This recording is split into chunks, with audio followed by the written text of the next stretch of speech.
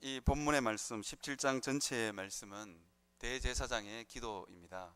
예수님이 죽음을 앞두고 제자들을 위해서, 자신과 제자들과 앞으로 예수 믿게 될 사람들을 위해서 기도한 내용입니다. 우리는 예수님의 3대 기도를 잘 알고 있죠. 주기도문과 오늘 읽었던 이 본문의 말씀 대제사장의 기도, 그리고 겟세마네 기도, 나의 뜻대로 마옵시고 아버지의 뜻대로 하옵소서. 주기도문과 겟세마네 기도는 뜻이 분명하고 이게 내용이 그렇게 복잡하지 않습니다. 근데 오늘 이 대제사장의 기도는 내용이 좀 복잡하고 굉장히 추상적입니다. 요한복음 전체가 좀 복잡하기도 하고 추상적이기도 하고 그런 책인 것 같습니다. 그래서 오늘 저는 여러분들과 함께 이 예수님의 기도 내용에 대해서 살펴보려고 합니다. 내용이 굉장히 좀 복잡하기도 하고 좀 추상적이기도 해서 제가 여러분들에게 몇 가지 단어를 던져드리고 설교를 시작할까 합니다. 예수님께서 자기 자신을 위해서 기도하셨는데 영화롭게 하옵소서입니다. 영화롭게 하옵소서. 그 다음에 제자들을 위해서 기도하셨어요. 보존하옵소서. 그리고 거룩하게 하옵소서. 그리고 제자들을 통해서 앞으로 예수님을 믿게 될 사람들을 위해서 사랑으로 하나 되게 하옵소서. 그렇게 본문을 이렇게 자기 자신을 위한 기도, 제자들을 위한 기도, 그리고 앞으로 제자들을 통해서 예수 믿게 될 사람들을 위한 기도, 그렇게 1절에서부터 8절, 9절에서부터 19절, 20절에서부터 26절 그렇게 좀 나누어 놓고 본문을 찬찬히 읽어보시면 이 예수님의 대제사장의 기도의 내용이 좀 들어옵니다. 저도 사실은 이 설교 준비를 하면서 본문을 여러 번 읽었는데도 도대체 무슨 이야기를 하는지 잘 모르겠더라고요. 그래서 주석을 이렇게 펴보니까 그렇게 세 단락으로 나누어 놓았어요. 그렇게 해서 이렇게 찬찬히 읽어보니까 이렇게 이 대제사장의 기도가 세 부분으로 나누어져 있구나. 그리고 자기 자신, 예수님 본인을 위해, 자기 자신을 위해서 한 기도는 주님, 하나님 나로 하여금 사명을 잘 감당하게 하셔서 나를 영화롭게 하셔서 그렇게 기도했고요. 제자들을 위해서는 주님 이 악으로부터 악에 빠지지 않게 제자들을 보존하여 주옵소서. 그리고 진리로 거룩하게 하옵소서. 그리고 마지막 아까 제가 요약했던 것처럼 예수님을 20절에 보면 내가 비옵는 것은 이 사람들만 위함이 아니요 또 그들의 말로 말미암아 나를 믿는 사람들도 위함이니 그렇게 되어 있어요. 그리고 나서는 이분들에게 이 예수님을 믿게 되는 사람들에게는 사랑으로 하나 되게 하옵소서 그렇게 기도하고 있습니다. 그렇게 본문을 이렇게 이 네 가지 이 기도 제목으로 나누어서 본문을 보면 좀 쉽게 들어올 것 같습니다. 나머지 부분들은 좀 이렇게 가지치기를 해도 무난할 것 같습니다. 제가 오늘 한 가지 여러분들하고 좀 살펴보려고 합니다. 1절에 보면 예수께서 이 말씀을 하시고 눈을 들어 하늘을 우러러 이렇게 시작합니다. 여러분, 예수님이 기도할 필요가 있었을까요? 예수님은 뭐든지 다 아시는 분입니다. 영화롭게 하실 수도 있는 분. 하나님이 영화롭게 하신다는 것도 알았고 하나님이 자기의 제자들을 보존하실 것도 거룩하게 하실 것도 예수님은 알고 계셨어요. 그리고 앞으로 예수님을 믿을 사람들 어련히 하나님께서 잘해 주시겠어요? 그러함에도 불구하고 예수님은 기도하고 있는 것을 볼 수 있습니다. 여러분, 우리의 삶 가운데 왜 기도가 필요할까요? 우리는 그걸 한번 잘 생각해 볼 필요가 있습니다. 왜 기도가 필요합니까? 기도는 우리 삶에 집중력을 더해줍니다. 예수님도 십자가를 앞두고 난 이후에 이 대제사장의 기도를 시작합니다. 왜? 온 인류를 구원할 큰 구원의 역사를 이루기 위해서 예수님에게도 기도가 필요하셨던 것 같습니다. 이것은 겟세마네 동산에서도 마찬가지였던 것 같아요. 큰 일을 앞두고 당연히 십자가를 질 거였지만 그러나 예수님에게도 기도가 필요한 것입니다. 그 사역을 온전히 잘 이루고 삶에 그 사역에 온전히 집중하기 위해서는 예수님에게 기도가 필요했던 것 같습니다. 우리의 삶도 마찬가지인 것 같아요. 왜 우리의 삶에 기도가 필요합니까? 하나님이 우리가 필요한 모든 것들을 다 알아서 공급해 주시지 않습니까? 우리는 그렇게 믿고 있잖아요. 우리는 그렇게 배우고 있습니다. 그러함에도 불구하고 우리 삶에 기도가 필요한 이유가 뭐냐? 우리 삶에 집중력이 필요한 거예요. 하나님의 구원 역사에 대해서, 하나님이 이루어 가시는 역사에 대해서 집중력이 필요한 거예요. 여러분, 기도하지 않고 내 소원이 이루어지면 그냥 그거는 우연이 된 거예요. 그런데 기도한 사람에게 기도한 사람에게 내 마음의 소원과 내 기도 제목이 이루어지는 건 우연이 아닙니다. 그건 하나님의 역사입니다. 그래서 기도가 필요한 것입니다. 여러분 잘 아시죠? 저는 초등학교 과학실에 있는 돋보기를 만지는 걸 참 좋아했습니다. 햇빛이 그냥 운동장에 잘 비치잖아요. 그런데 돋보기를 들고 가서 탁 초점을 맞추면 종이에도 불이 나고 나뭇잎에도 불이 붙고 그런 일이 있더라고요. 똑같은 햇볕인데 집중을 탁 시키니까 이게 불이 붙는 역사가 일어나더라고요. 마찬가지입니다. 예수님도 십자가 사건이라고 하는 구원의 큰 역사를 앞두고 예수님이 기도를 하고 있는 모습을 볼 수 있습니다. 우리의 삶이 왜 복잡하고 혼돈하냐? 여러분, 왜 우리의 삶은 규모가 없을까? 기도를 하지 않았어입니다. 그래서 여러분, 하나님 앞에서 여러분 기도하셨으면 좋겠어요. 큰 일을 앞두고, 아니면 여러분 집안의 어떤 일을 앞두고 예수님처럼 하늘을 우러러 기도할 수 있었으면 좋겠습니다. 우리 인생의 삶의 모든 문제가 하늘을 우러러 보는 데 있다, 그렇게 믿음으로 고백할 수 있었으면 좋겠어요. 예수님도 하늘을 우러러, 예수님은 하나님이셨어요. 그럼에도 불구하고 하늘을 우러러 기도하고 있는 것을 볼 수 있습니다. 여러분도 예수님의 그 모범을 따라서 기도할 수 있는 여러분들이 되시기를 바랍니다. 첫 번째로 우리가 예수님의 기도의 제목을 좀 살펴보려고 합니다. 예수님은 첫 번째로 자기 자신을 위해서 기도하고 있습니다.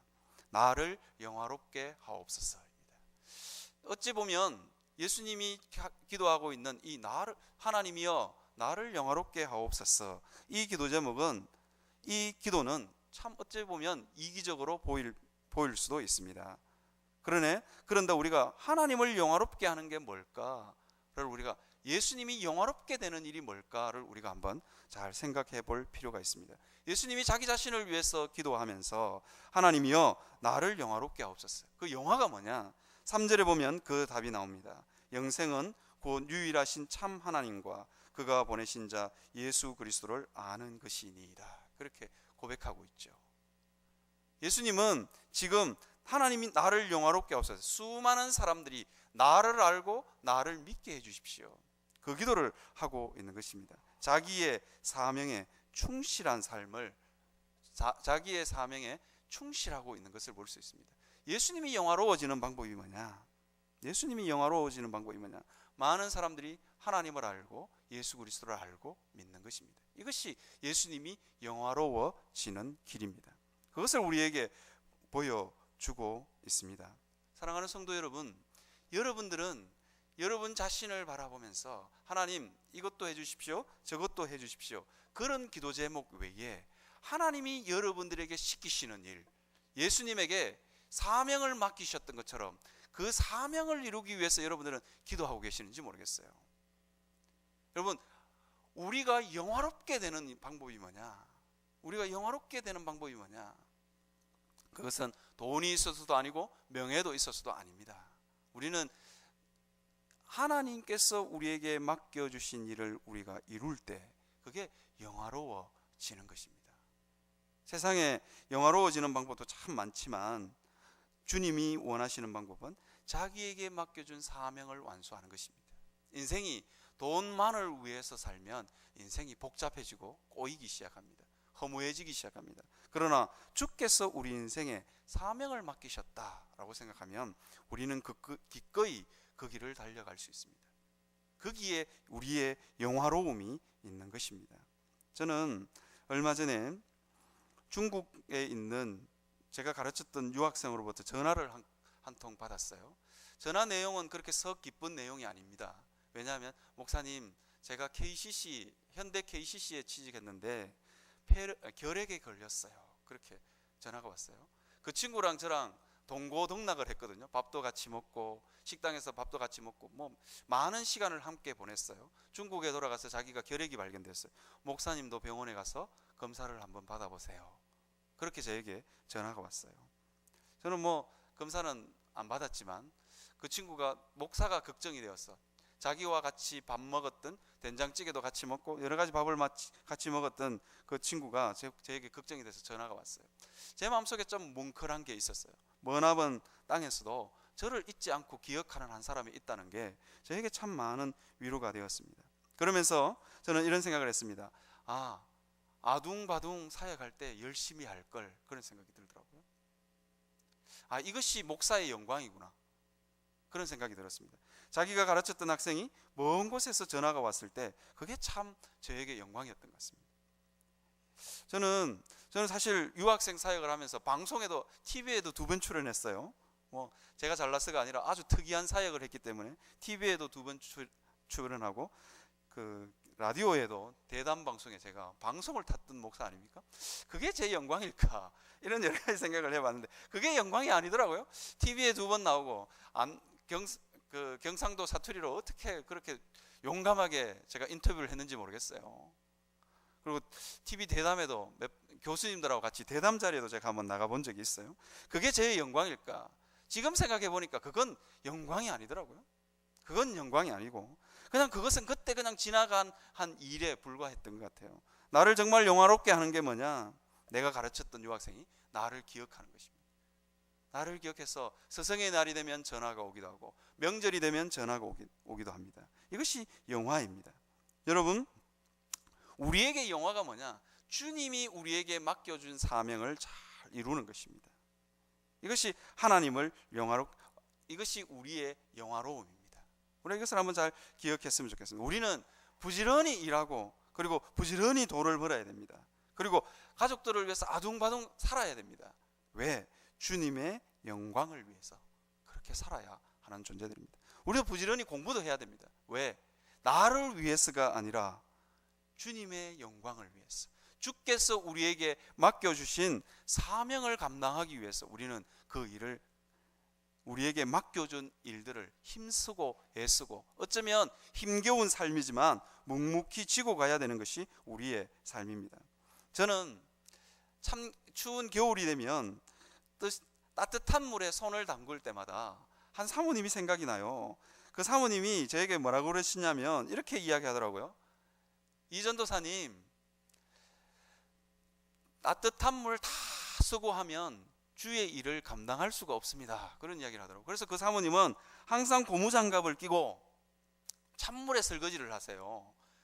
가끔씩 저도 찬물에 설거지를 하는데 손이 굉장히 시렵더라고요. 저는 그래서 겨울이 되면 따뜻한 물에 손을 씻을 때마다 그 사모님이 생각납니다. 어쩌면 인생의 수많은 세월들을 보내면서 어쩌면 왜 그렇게 구차하게 살까, 왜 그렇게 아둥바둥 살까 하는 그런 생각이 들지만, 그분에게는 그것이 하나님을 영화롭게 하는 것이고, 그분에게는 자기의 사명을 잘 감당하는 일이 되는 것입니다. 우리도 우리 자신을 한번 돌아보고 묵상해 봤으면 좋겠습니다. 우리가 일상처럼 지나가는 일들을 바라보면서 나는 내 사명을 위해서 얼마나 기도하고 있는가. 주님도 주님에게 맡겨준 그 사명을 감당하기 위해서 기도가 필요하셨습니다. 우리는 내 힘으로, 내가 가진 힘으로, 내가 가진 돈으로, 내가 가진 지식으로 우리의 사명을 감당할 수 있을 것 같지만 그렇지 않다 하는 것입니다. 기도가 필요합니다. 기도하지 않고 우리가 감당할 수 있는 일은 별로 없습니다. 주께서 맡겨주신 우리에게 맡겨주신 사명이 아무리 크다 할지라도 우리가 감당할 수 있는 힘은 기도로부터 오는 것입니다. 그래서 예수님도 지금 기도하고 계시는 것입니다. 어젠가요, 아렌가 신문을 읽다가 아주 가슴 찡한 기사가 있어서 여러분들에게 소개해 드리려고 합니다. 저는 이 신문 기사를 읽으면서 인생이 살아가는 의미가 뭘까 하는 그런 생각을 했습니다. 30년 전에 있었던 일입니다. 전재용이라는 원양어선 선장님이 계셨는데, 남중국해에서 표류하는 그 보트피플이라 그러죠. 베트남이 공산화되면서 거기를 탈출해 나오는 보트피플이 94명이 조그만한 뗏목에 94명이 타고 있었습니다. 많은 유조선 25척이 그 보트피플을 그냥 지나쳤어요. 컨테이너선, 여러분 대형 유조선과 컨테이너선이 굉장히 크잖아요. 그 96명의 사람을 태워도 거뜬히 태울 수 있는 배긴 하지만, 이 보트피플을 구조하고 나면 그때부터 인생이 복잡해진다 그래요. 왜냐하면 조사도 받아야 되고 외교적인 문제가 생기기도 하고 뭐 그런 문제가 생긴다 그래요. 그래서 25척의 유조선이 다 그 뗏목을 다 지나쳤어요. 그런데 참치잡이를 하는 원양어선 선장님이 지나쳐 갔다가 다시 뱃머리를 돌렸어요. 뱃머리를 돌리고는 그 96명을 구조했습니다. 구조했는데 회사에다가 연락을 했어요. 어느 회사인지는 모르겠지만 그 인근에 있는 무인도에 96명을 하선시켜라. 그런 명령이 떨어졌어요. 인근에 있는 무인도에 하선시키게 되면 외교적인 문제가 발생할 뿐만 아니라 이 사람들 중에 어린아이와 노약자는 굶어 죽을 것이 뻔하기 때문에 이 선장님은 그것을 거절합니다. 거절하고 이분들을 태워서 부산항에 입항하게 됩니다. 이 선장님이 통영수상고를 졸업해서 11년 정도의 선장 생활을 했다 그래요. 그리고는 회사에서는 당장 해고됐다 그래요. 왜? 회사의 명령을 어겼기 때문에. 그리고는 그것만으로 끝나지 않았어요. 이후에는 안기부에 잡혀가서 혹독한 조사를 받았다 그래요. 혹독한 안기부 조사를 받고 난 이후에 선장님에게 그 배의 키를 맡기는 회사가 아무 데도 없었다 그래요. 왜냐하면 그때만 해도 굉장히 암울하던 시절이라서 안기부 조사를 혹독하게 받았기 때문에 이력서만 내면 떨어지고 이력서만 내면 떨어지고 그것을 반복했다 그래요. 도저히 안 돼서 멍게를 키우는 양식장을 하기 시작하셨습니다. 30년의 세월들을 참 잘 나가는 원양어선 선장이었음에도 불구하고 30년의 세월을 그렇게 보내게 됩니다. 양식장이 실패하기도 하고 빚더미에 내려앉기도 하고 30년의 세월을 96명의 사람을 구해준 대가가 굉장히 컸다고 합니다. 그러면서 이렇게 이야기하더라고요. 기자가 이렇게 물었어요. 만약 다시 한 번 더 남중국해에서 유턴할 기회가 있으면 유턴하시겠냐고. 신문이라서 이렇게 대답했는지는 모르겠지만 이 선장님은 이렇게 대답하셨어요. 그 사람들을 구조해서 내가 쪽박을 찾던 것은 정말 맞는 말이다. 그 사람들을 구조해서 내가 쪽박을 찾던 것은 맞지. 사람들이 죽어가는데 누군들 그렇게 하지 않았을까. 내가 그때 그 사람들을 외면했다면 나는 두고 후회했을 거야. 그렇게 기자에게 인터뷰하는 장면을 보았습니다. 그 어머니가 90세신데요 치매가 드셨다 그래요. 치매가 이렇게 정신이 왔다 갔다 하시는데 어머니가 치매에서 제정신만 돌아오면 동네 사람들에게 이렇게 이야기한대요. 우리 용재는 90명이 넘는 사람 목숨을 구해준 사람이다. 아들이 무지랭이 어부로서 살아가고 있는 모습을 보면서 어머니의 마음이 참 많이 무너졌던 것 같습니다. 그런데 그 치매가 걸려서 정신이 왔다 갔다 하는 어머니가 그 아들을 그렇게 자랑하고 싶은 거예요. 우리 아들 용재는 90명이 넘는 사람의 목숨을 구한 사람이야. 그렇게 동네 사람들에게 자랑을 한대요. 그리고는 10년 전부터는 보트 피플로 그 당시에 살아남았던 사람들이 이제 미국에서 영어로 된 편지를 보내온대요. 뭐라고 보내오느냐? 친애하는 캡틴, 그렇게 보내온대요. 영어로 하면 디어 캡틴이겠죠. 극존칭어를 써서 당신은 친애하는 캡틴입니다. 당신은 정말 존경받을 만한 캡틴입니다. 그렇게 부른다 그래요. 이분에게 친애하는 캡틴이라는 이 단어는 이분에게 한없는 위로가 된대요. 지난 30년간의 세월과 눈물을 다 잊게 만든대요. 여러분, 제가 왜 여러분들에게 이 이야기를 해드리느냐? 여러분들은 무엇을 위해서 사십니까? 여러분들은 예수님이 자기의 사명을 완수하기 위해서 영생은 유일하신 참 하나님과 그가 보내신 자 예수 그리스도를 아는 것이니 여러분들은 얼마나 많은 사람들에게 예수 그리스도의 영생을 전해주기 위해서 여러분의 삶을 희생하십니까? 아니면 여러분은 얼마나 많은 사람들에게 영생을 주기 위해서 여러분들은 기도하십니까? 그렇게 저는 여러분들에게 도전하고 싶습니다. 여러분들은 우리의 삶과 우리의 잘 먹고 잘 사는 삶과 우리의 자녀들의 안락한 삶을 위해서는 우리가 참 많이 기도하지만 영생을 주기 위해서 주께서 우리에게 맡겨주신 이 사명을 위해서 여러분들은 얼마나 많이 기도하십니까? 어떤 장로님이 그런 이야기를 하더라고요. 기도하고 전도하면 반드시 전도할 대상자가 생긴다. 기도를 안 하니까 안 생기는 거예요. 어느 장로님 그러더라고요. 자기는 의사인데 늘 그렇게 기도한대요. 주님, 오늘 하루도 한 명에게 복음 전할 수 있는 사람을 주십시오. 그렇게 기도한대요. 그런데 기도를 하면 항상 환자에게도 기도할 사람을 만나게 된다는 거예요. 이게 환자의 눈을 탁 안과 의사니까 눈을 딱 쳐다보고 있다가 보면 그 아침에 주님 오늘도 한 명에게 복음 전할 수 있는 기회를 주십시오. 그렇게 기도하고 나가면 환자의 눈병이 걸린 환자의 눈에 애처로움이 보인대요. 그 영혼의 갈증이 보인대요. 기도하는 사람이기 때문에 가능한 겁니다. 여러분, 예수님도 자기의 사명을 완수하기, 주님, 하나님, 내가 십자가를 지고 난 이후에 수많은 이들에게 생명이 흘러가게 해주십시오. 그렇게 기도하고 있는 모습을 볼 수 있습니다. 여러분들도 그 일을 위해서 기도하시는 여러분들이 되시길 바랍니다. 93세 노모가 우리 아들은 90명이 넘는 사람을 목숨을 구한 사람이야, 그렇게 자랑했던 것처럼 하나님이 여러분들을 보시면서 누구누구는, 누구누구 장로는, 누구누구 권사는, 누구누구 집사는, 누구누구 성도는 이 땅에서 생명을 구원하다가 온 사람이야, 그렇게 칭찬을 받을 수 있는 그런 여러분들 되시기를 바랍니다.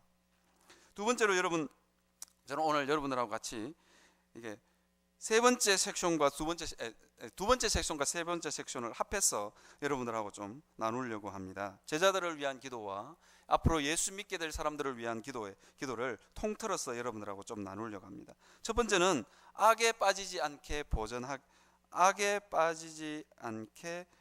보전하사입니다. 보전하사, 이 부분에 대한 설명이 필요합니다. 저는 목회 경력은 한 10수년 됩니다. 10수년 되면서 목회가 뭘까 하는 그런 고민을 할 때가 종종 있습니다. 특히 외국인 유학생 사역할 때는 정말 목회가 뭔가에 대해서 정말 수없이 방황하고 고민했습니다. 이유는 간단했습니다. 캠퍼스에 나가면 할 일이 없었습니다. 만날 사람이 없었습니다. 저는 서울시민교회에 와서 너무 행복합니다. 저를 불러주는 사람이 너무 많아요. 병원에도 와라, 우리 아들 돌잔치에도 와라, 결혼식에도 와라, 우리 집에 신방 와라, 목사님 기도해 주십시오. 부탁하는 사람들이 많아서 너무너무 행복합니다. 저는 10년 세월을 보내면서 캠퍼스에 나가면 초창기에는 오늘은 어디로 갈까? 오늘은 기숙사로 갈까? 오늘은 도서관으로 갈까? 캠퍼스 벤치에 앉아서 누워 잘까? 아침부터 그 고민을 했던 사람이에요. 그러면서 제 머릿속에 목회가 뭘까? 도대체 목회가 뭘까? 사역이 뭘까에 대해서 참 수없이 고민했습니다. 10수년이 흐른 후에 제 머릿속에 이런 결론을 내렸습니다. 성도들은 쉬 넘어지는구나. 정말로 멀쩡했던 성도가 시험에 들기도 하고요, 정말로 멀쩡했던 성도가 칠계를 범하기도 하고, 정말로 멀쩡했던 학생이 정신병원에 입원하는 역사도 봤습니다. 왜 이런 일이 일어날까?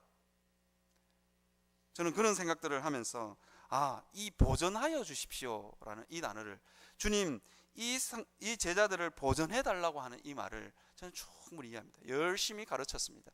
3년 동안 열심히 가르쳤음에도 불구하고 주님이 그 기도를 하고 있는 거예요. 주님, 이들이 악에 빠지지 않게 보전하여 주십시오. 여러분, 우리의 삶이 굉장히 단단한 것 같지만, 우리의 믿음이 굉장히 단단한 것 같지만 그렇지 않습니다. 쉬 넘어집니다. 그래서 늘 주님의 돌보심이 필요합니다.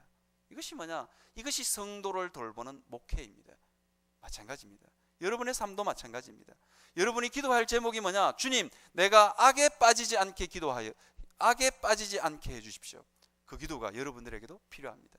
기도하지 않는 사람은 반드시 넘어집니다. 기도하지 않는 사람은 반드시 시험에 듭니다. 조그만 부분에도 아픔이 되고, 조그만 부분에도 걸림돌이 되고 시험이 됩니다. 유명한 이야기가 있잖아요. 권사님이 식당에서 밥을 먹다가 권사님이 김치가 짭다 이 한마디에 그 주방 봉사하는 집사님이 가슴에 상처가 돼가지고 당회장 목사님을 만났대요. 우리 교회는 아닙니다. 우리 교회는 아니고요. 그런 일들이 벌어지는 거예요. 이게 보전하여 주옵소서의 뜻입니다. 여러분, 우리의 삶은 쉬 넘어집니다. 우리의 삶은 그렇게 강력하지 않습니다. 그래서 뭐가 필요하냐? 주님, 우리가 악에 빠지지 않게 보전하여 주옵소서. 그렇게 여러분 기도하시는 여러분 되시기를 바랍니다. 우리의 주변을 둘러싸고 있는 모든 삶의 상황들이 우리를 악으로 빠뜨리기 위해서, 악의 구렁텅이로 빠뜨리기 위해서 힘쓰고 애쓴다 하는 것을 우리가 기억했으면 좋겠습니다. 그 다음에 두 번째, 제자들을 위한 기도의 제목에서 두 번째 제목입니다. 거룩하게 하옵소서입니다. 거룩하게 하옵소서. 이 거룩하게 하옵소서, 이 단어는 이렇게 되어 있습니다. 진리로, 18절에 보면, 아니죠, 17절에 보면 그들을 진리로 거룩하게 하옵소서, 아버지의 말씀은 진리이니이다, 그렇게 표현하고 있습니다. 거룩하다는 것은, 거룩의 반대는 완벽이 아닙니다. 우리가 완벽해지는 것은 우리가 이 땅에서는 거의 불가능합니다. 완벽이 아닙니다. 완벽이 아니라 이 요한복음의 전체적인 맥락과 오늘 본문의 맥락을 살펴보면, 거룩하다 이 단어는 세상에 속하지 않는 겁니다. 세상의 가치관을 따라가지 않는 겁니다. 세상의 가치관을 따라가지 않고 세상에 속하지 않는 방법이 뭐냐? 진리로 우리의 마음을 채우는 겁니다. 진리가 우리 마음 가운데 가득 차 있지 않으면 세상의 것들이 우리를 설금설금 우리 마음을 찾아옵니다. 여러분, 아담과 하와가 에덴 동산에서 선악과를 따먹게 될 때를 여러분 잘 기억했으면 좋겠습니다. 왜 선악과를 따먹었을까요? 아담과 하와의 마음속에 하나님의 말씀이 분명하게 써 있지 않기 때문입니다. 죽을까 하노라, 이렇게 되는 거예요. 하나님 반드시 너는 죽을 것이다, 정령 죽을 것이다, 그렇게 이야기했는데 아담과 하와는 그 말씀을 어떻게 바꾸었느냐? 죽을까 하노라, 이렇게 바꾼 거예요. 여러분, 진리의 말씀이 우리 안에 가득 차 있지 않으면 우리는 세상에 속한 자가 됩니다. 진리의 말씀이 우리 속에 가득하지 않으면 세상의 가치관이 우리를 점점점 잠식시켜 들어옵니다. 나는 그렇지 않을 거야, 천만에요. 우리의 뇌는 어딘가 하나를 채워야만 된대요. 우리의 뇌는 텅 빈 상태를 견디지 못한대요. 그래서 무엇을 넣든지 간에 넣게 돼 있다는 거예요. 말씀으로 가득 채워져 있지 않으면 그냥 자연스럽게 세상의 가치관이 우리 속에 들어오게 되는 것입니다. 미국에서 심리학 교수들이 실험을 했다고 그래요. 어떤 실험을 했냐면 영화 속에 이런 문구를 넣었다 그래요. I like Coke. 영화 필름이 확 돌아가는데 나는 콜라를 좋아한다. I wanna drink Coke, 뭐 이렇게 메시지를 넣었다 그래요. 근데 아주 짧은 시간으로 확확 지나가는 거예요. 아무리 눈이 좋은 사람도 그걸 분간할 수 없다 그래요. 그 문구가 들어갔는지조차 안 들어간지조차 모른다 그래요. 그런데 계속해서 그 영화의 곳곳에 커트로 굉장히 빨리 지나가기 때문에 0.01초 정도의 속도로 싹 지나가기 때문에 보통 사람은 분간할 수 없음에도 불구하고 영화가 마치고 난 이후에 70%의 사람들이 콜라를 마시러 가더라는 거예요. 이게 심리학의 결과, 인지 심리학의 결과입니다. 우리도 마찬가지입니다. 우리가 세상에서 허리멍텅하게 살면, 아무 생각 없이 살면, 하나님의 말씀으로 우리의 마음을 채우지 않으면 여러분 반드시 세상의 가치관이, 사단의 가치관이 우리를 찾아오게 된다 하는 것을 기억하시기를 바랍니다. 세 번째, 사랑으로 하나 되게 하옵소서입니다. 앞으로 예수 믿게 되는 사람들이 사랑으로 하나 되게 해달라고 예수님이 기도합니다. 나를 사랑한 같이 그들도 사랑한 것을 세상으로 알게 하려 함이로소이다, 그렇게 이야기합니다. 그리고 뭐라고 이야기하냐? 우리가 하나 된 것 같이 그들도 하나가 되게 하려 함이니이다, 그렇게 이야기합니다. 여러분, 교회가 하나 되는 것, 성도가 하나 되는 것, 그게 뭐 그래 중요한가? 우리는 별로 중요하지 않다고 생각합니다. 그런데 이렇게 표현하면 여러분들의 마음은 달라지실 거예요. 우리가 성도가 서로 사랑하고 성도가 하나가 되는 것은 삼위 하나님의 연합에 동참하는 방법이다. 거꾸로 이야기하면요, 성도들 간에 미워하고 성도들 간에 의사소통이 안 되는 사람이 있다. 그 사람은 삼위 하나님의 연합 가운데, 삼위 하나님의 그 사랑과 은혜 가운데 들어갈 수 없다, 그 말을 하고 있는 거예요. 여러분, 성도가 서로 사랑하는 게 굉장히 중요한 이유가 여기에 있는 거예요. 우리가 하나 된 것 같이 그들도 하나가 되게 하려 함이니라, 그렇게 이야기하고 있습니다. 성도가 사랑하지 않으면, 더 리얼하게 이야기해 볼까요? 여러분들 중에 어느 성도 하나가 너무 꼴도 보기 싫어, 어느 성도 하나가랑 말도 걸기 싫어, 그러면 뭐냐? 하나님도 하나님의 그 사랑 안에 여러분들이 들어갈 수 없다는 거예요. 어떻게 성도끼리 미워하면서 하나님의 그 연합 안으로 어떻게 들어갈 수 있냐는 거예요. 지금 요한복음은 그 이야기를 하고 있는 거예요. 예수님이 왜 예수 믿게 되는 사람들은 왜 하나가 되어야 되냐, 그 이야기를 하고 있느냐. 그래야 하나님의 하나 되게 하심, 삼위일체 하나님의 그 연합 안으로 들어갈 수 있기 때문입니다. 사랑하는 성도 여러분, 우리에게는 참 넘지 못하는 사람들이 너무 많습니다. 저도 참 목사임에도 불구하고 참 넘지 못하는 사람들이 너무 많은 것 같아요. 그렇기 때문에 기도가 필요한 겁니다. 기도하지 않으면 다른 사람 사랑할 수 있는 힘이 없어요. 기도하지 않으면 그냥 미워져요. 사람이 인생의 본능이에요. 그냥 미워져요. 와이프도 그냥 미워지고, 아내도 미워지고요, 남편도 미워지고, 그냥 보기만 봐도 꼴도 보기 싫어.